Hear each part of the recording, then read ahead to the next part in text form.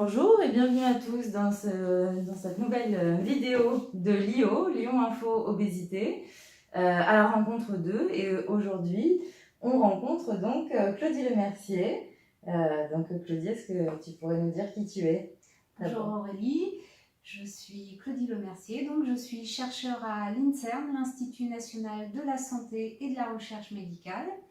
Après 30 ans de recherche en laboratoire, je suis depuis quelques années chargée de mission auprès des associations de malades à la délégation régionale INSERM Auvergne-Rhône-Alpes, c'est-à-dire que je fais du lien entre les chercheurs des laboratoires INSERM et les associations de malades de la région. Est-ce que tu pourrais nous dire un peu plus ce qu'est l'INSERM et à quoi ça sert? Alors, l'INSERM, c'est le premier organisme de recherche publique en France qui est entièrement dédié à la recherche biomédicale, que ce soit la recherche fondamentale, c'est-à-dire pour comprendre le fonctionnement du corps et de nos cellules, que ce soit en conditions normales ou en conditions pathologiques, en recherche clinique, c'est-à-dire au chevet du patient en testant de nouveaux médicaments, ou encore en recherche transversale qui permet d'appliquer les découvertes de la recherche fondamentale à des applications en recherche clinique. Des exemples, des bras robotisés pour assister des chirurgiens, ou alors des prothèses perfectionnées. Alors pourquoi la recherche est si importante? On peut dire que la recherche est l'avenir de la santé, tout simplement. Il nous reste encore beaucoup à découvrir sur le fonctionnement de notre corps, de nos cellules.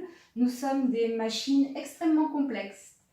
Seule la recherche nous permettra d'avancer sur les maladies qui n'ont pas encore trouvé de traitement, afin de trouver de nouveaux médicaments pour ces maladies. Et tu le disais aussi au début, donc ta mission c'est de faire le lien entre les associations de patients et les chercheurs et la recherche médicale pour rendre accessibles les informations scientifiques.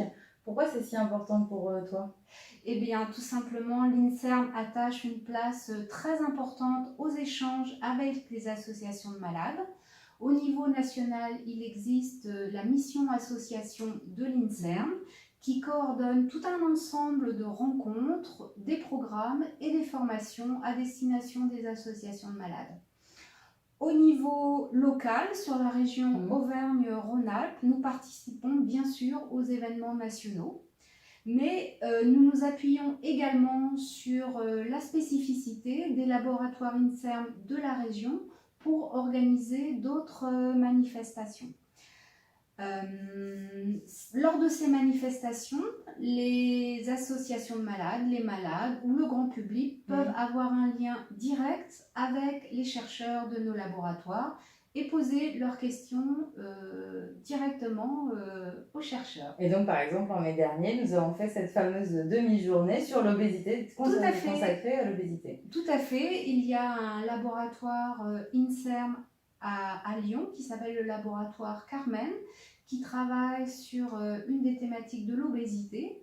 Et à l'occasion de la journée européenne de l'obésité en mai dernier, nous avions une rencontre qui était co-organisée avec différentes associations de malades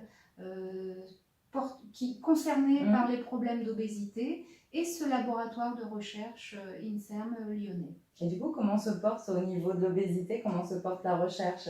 Qu'est-ce qu'on découvre? Alors, l'obésité, c'est un problème de santé publique maintenant, et pas que aux États-Unis ou au Mexique qui détient le record des cas d'obésité sévère. En France, les jeunes sont très touchés également. Alors, c'est lié à la malbouffe, à la sédentarité, mais pas que.